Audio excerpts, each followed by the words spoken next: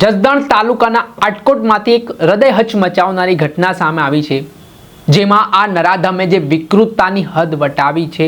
પહેલાં બાળકીને તે અવાવરૂ જગ્યા ઉપર લઈ જાય છે અને તેના પર દુષ્કર્મનો પ્રયાસ કરે છે. આટલેથી આ આરોપી અટક્યો નહીં, તે બાળકીના ગુદામાં લોખંડનો સળિયો નાખી દે છે. આ ઘટનાથી સમગ્ર વિસ્તારમાં ચકચાર મચી ગઈ છે ને આ નરાધમ સામે ફાંસીની સજા કરવામાં આવે તેવી માંગ પણ ઉઠી છે. આને લઈને વડગામના કોંગ્રેસના ધારાસભ્ય જિગ્નેશ મેવાણી મેદાને આવ્યા છે અને આ ઘટનામાં જે આરોપીઓ છે, જે દરિંદાઓ છે, તેમની સામે કડકમાં કડક કાર્યવાહીની માંગ તેમણે કરી છે અને ગૃહમંત્રીના રાજીનામા સુધીની માંગ જિગ્નેશ મેવાણીએ કરી છે. શું સમગ્ર મામલો છે, વિગતે વાત કરીએ. વૈષ્ણવજન તો તેને કહીએ જે પીડ પરાઈ જાનાને રે. નમસ્કાર દર્શક મિત્રો, નવજેન ન્યૂઝમાં આપનું સ્વાગત છે. હું છું ફૈઝાન. રાજકોટ જિલ્લાના જસદણ તાલુકાના આટકોટ ગામે એક દાહોદનો પરિવાર ખેત મજૂરી અર્થે આવ્યો હતો અને આ પરિવાર ખેતરમાં ખેતી કરી રહ્યો હતો ત્યારે એક પાછળથી શખ્સ છે તે બાળકીને અવાવરૂ જગ્યા ઉપર લઈ જાય છે અને બળજબરીપૂર્વક દુષ્કર્મની ઘટનાને અંજામ આપે છે. આટલેથી ન અટકતા આ નરાધમે બાળકીના ગુપ્તાંગમાં લોખંડનો સળિયો નાખી દીધો.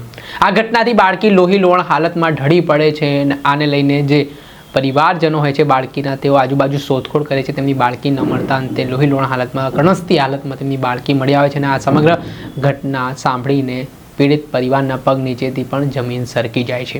આ મામલાના સંદર્ભમાં હવે વડગામના કોંગ્રેસના ધારાસભ્ય જિગ્નેશ મેવાણીએ આજે દરિંદગી કરનાર નરાધમ છે તેની સામે કડકમાં કડક કાર્યવાહીની તેમણે માંગ કરી છે ને આ ઘટના જે વિકૃતતાની માનસિકતાની પરાકાષ્ઠાએ પહોંચી હોય તે પ્રકારની વાત કરતાં તેમણે કહ્યું કે ગુજરાતમાં ડ્રગ્સ માફિયા હોય, ખનીજ માફિયા હોય, બળાત્કારીઓ હોય, બુટલેગરો હોય, બેફામ બન્યા છે. તેમને કોઈ પણ પ્રકારનો ફરક નથી પડી રહ્યો તેવી સ્થિતિ જોવા મળી રહી છે. તેમણે તો ગૃહમંત્રી ઉપર પણ પ્રહાર કર્યા છે અને શું કહ્યું છે તેમને સાંભળો. જસદણમાં એક 6 વર્ષની માસૂમ દીકરી પર બળાત્કાર ગુજારી એના ગુપ્તાંગમાં સળિયા ઘુસાડી દેવાની ઘટના સામે આવી છે. આ ગુજરાત કઈ દિશામાં જઈ રહ્યું છે? 5 વર્ષની, 8 વર્ષની, 10 વર્ષની, 12 વર્ષની બાળકીઓ ઉપર, દીકરીઓ ઉપર આ શું જુલ્મ વર્તાવવામાં આવી રહ્યો છે? કઈ દિશામાં આપણું ગુજરાત જઈ રહ્યું છે? આપણા ગુજરાતના ગૃહમંત્રીના રાજ્યમાં બહેન દીકરીઓ, માતાઓ કેમ સુરક્ષિત નથી? 28 વર્ષથી ભારતીય જનતા પાર્ટીની સરકાર છે, છતાં બહેન દીકરીઓની આબરૂ લૂંટાવાનું કેમ બંધ થતું નથી? એક માસૂમ 6 વર્ષની દીકરી સાથે આવી ઘટના, તમે કલ્પના કરી શકો? કોઈ બચ્ચો કહેવાય, ફૂલ જેવી દીકરી, એની પર રેપ કરીને એના ગુપ્તાંગમાં સળિયો નાખી દેવું, આ કઈ હદની વિકૃતિ છે? આ સાહસ બળાત્કારીઓમાં એટલા માટે આવે છે કે આપણા રાજ્યમાં બહુ દુઃખ સાથે કહેવું પડે છે, ડ્રગ્સ માફિયાઓ, ભૂમાફિયાઓ, માઇનિંગ માફિયાઓ, બુટલેગરો, રેપિસ્ટ, કોઈના પેટનું પાણી હલતું નથી. બધાને એવી ખાતરી છે છેલ્લે અમારો વાળ વાંકવો નહીં થાય, અમને સજા નહીં પડે.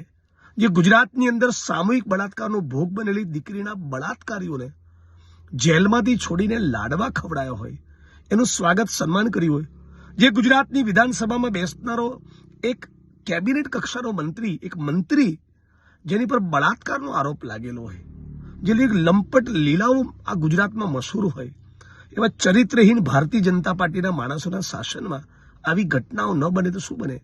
હું માગણી કરું છું કે કોઈ પણ સંજોગોમાં તાબડતોબ 24 કલાકની અંદર જો આના કસૂરવાર બળાત્કારીઓને પકડીને જેલની સલાખો પાછળ ધકેલવામાં નહીં આવ્યા તો ઉગ્રમાં ઉગ્ર આંદોલન કરવામાં આવશે અને કોઈ પણ સંજોગોમાં 6 મહિનામાં કેસની ટ્રાયલ પૂરી કરી આજીવન કારાવાસ થાય એવી સજા બળાત્કારીઓને થવી જોઈએ. હર્ષ સંઘવી, તમારામાં શરમનો છાંટો બચ્યો હોય ને, તમને કદાચ તમારા પરિવારજનોને પૂછો તમારું પરફોર્મન્સ કેવું છે, ગૃહમંત્રી તરીકે તમારામાં શરમનો છાંટો બન્યો હોય તો કમસે કમ આ દીકરીઓ પર થતા બળાત્કારની ઘટનાથી લાજી મરો અને રાજીનામું આપો. શરમ કરો, શરમ. આપે સાંભળ્યા વડગામના કોંગ્રેસના ધારાસભ્ય જિગ્નેશ મેવાણી, તેમનું લોહી ઉકળી ઉઠ્યું છે અને તેમણે કહ્યું છે કે જો 24 કલાકની અંદર તાબડતોબ આ મામલે ગુનો નોંધીને આરોપીની ધરપકડ કરવામાં નહીં આવે તો ઉગ્ર આંદોલનની શરૂઆત થશે. દર્શક મિત્રો, આવા જ ક્રાઇમથી જોડાયેલા સમાચાર આપના સુધી પહોંચાડતા રહીશું એટલે નવજીવન ન્યૂઝ જોતા રહો. વૈષ્ણવજન તો તેને કહીએ જે પીડ પીડ પરાઈ